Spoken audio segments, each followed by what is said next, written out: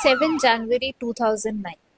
एक लेटर सिर्फ 5 पेजेस का, और उन 5 पेजेस ने इंडिया की कॉर्पोरेट हिस्ट्री हमेशा के लिए बदल दी। एक कंपनी जिस पर लाखों इन्वेस्टर्स भरोसा करते थे, जिस कंपनी को इंडिया की आईटी सक्सेस स्टोरी कहा जाता था, उसके फाउंडर ने खुद लिखा, everything in the balance sheet is fake.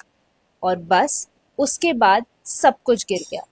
ये है सत्यम स्कैम की कहानी।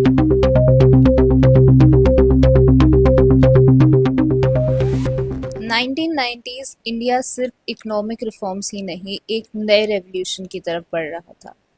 IT revolution, software exports, American clients, Y2K projects, call centres, software parks, और इसी वेव पर एक कंपनी बहुत तेजी से ऊपर जा रही थी। उसका नाम था सत्यम कंप्यूटर सर्विसेज। 1987 में बी रामलिंगा राजू ने हैदराबाद से इस कंपनी की शुरुआत की।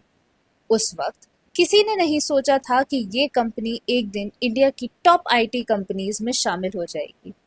With in a few years Satyam के क्लाइंट्स थे Nestle, Qantas, Nissan, General Electric, thousands of software engineers, dozens of countries और billions of dollars के प्रोजेक्ट्स। इन्वेस्टर्स के लिए सत्यम मतलब ट्रस्ट, मीडिया के लिए सक्सेस स्टोरी, और एम्प्लॉयज के लिए ड्रीम।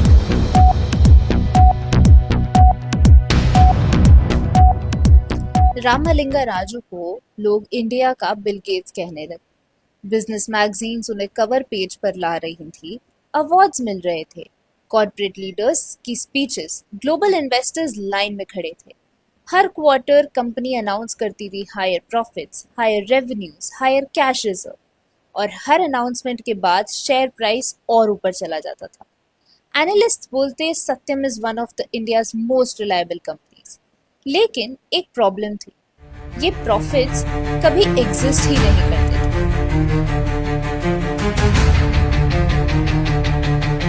कॉर्पोरेट फ्रॉड हर बार पैसा चुरा कर नहीं होता, कभी कभी सिर्फ नंबर्स बदल कर भी होता है, और सत्यम ने वही किया। कंपनी हर क्वार्टर रेवेन्यू बढ़ाकर दिखा रही थी, प्रॉफिट बढ़ाकर दिखा रही थी, बैंक बैलेंस बढ़ाकर दिखा रही थी। कस्टमर्स उतने थे ही नहीं, रेवेन्यू उतना था ही नहीं, कैश उतना नहीं था, लेकिन फाइनेंशियल स्टेटमेंट्स में सब कुछ परफेक्ट दिख रहा था। फेक इनवॉइसेस क्रिएट किए गए, इंटरेस्ट इनकम दिखाई गई जो कभी मिली ही नहीं, बैंक बैलेंसेस जो सिर्फ कंप्यूटर स्क्रीन पर एग्जिस्ट करते थे। एंड सबसे शॉकिंग बात, कंपनी ने क्लेम किया था कि उसके पास हजारों करोड़ रुपए कैश में पड़े हैं, लेकिन बैंक अकाउंट्स में वो पैसा कभी भी नहीं था। एक झूठ को छुपाने के लिए अगला क्वार्टर और बड़ा झूठ, फिर उसको छुपाने के लिए और बड़ा झूठ, एंड ये सिलसिला सालों तक ऐसे ही चला। 2008 ग्लोबल फाइनेंशियल क्राइसिस चल रहे थे। अब ये प्रॉब्लम थी कि फेक प्रॉफिट्स को मेंटेन करना मुश्किल होता जा रहा था। तब रामलिंगा राजू ने एक नया प्लान बनाया। सत्यम अपने शेयर होल्डर्स के पैसे से मेटस नाम की इंफ्रास्ट्रक्चर और रियल एस्टेट कंपनी खरीदना चाहता था। मेटस राजू के ही परिवार की कंपनी थी। प्लान सिंपल था, फेक कैश को रियल एसेट्स में कन्वर्ट कर दो। लेकिन इन्वेस्टर्स भड़क गए, मीडिया ने सवाल उठाए, डील कैंसिल हो गई, और राजू समझ गए अब बचना मुश्किल है। 7 जनवरी 2009 उन्होंने बोर्ड को लेटर भेजा। उस लेटर में लिखा था कंपनी का कैश फेक था, प्रॉफिट्स फेक थे, असेट्स फेक थे, बैलेंस शीट फेक थी।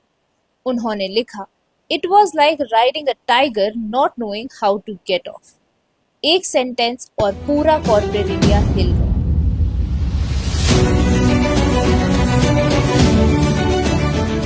सत्यम स्कैम ने सिर्फ एक कंपनी को डिस्ट्रॉय नहीं किया, उसने इंडिया के कॉर्पोरेट गवर्नेंस के रूल्स बदल दिए। Financial reporting, auditing, independent directors, disclosure norms, सब पर नए रिफॉर्म्स आए। और आज जब भी किसी कंपनी की बैलेंस शीट पढ़ी जाती है, एक नाम जरूर याद आता है, सत्यम। क्योंकि हर बैलेंस शीट सच नहीं होती, और कभी कभी सबसे बड़ा फ्रॉड नंबर्स के पीछे छुपा होता है। एंड अगर आपको लगता है फेक बैलेंस शीट ही सबसे डेंजरस फ्रॉड है, तो सोचिए, अगर बैंक से पैसे निकले ही बिना हजारों करोड़ का लोन मिल जाए, सिर्फ एक मैसेज और ₹13,000 करोड़ हवा हो गए। कैसे? जानेंगे कल शाम 7 बजे in the Nirav Modi scam.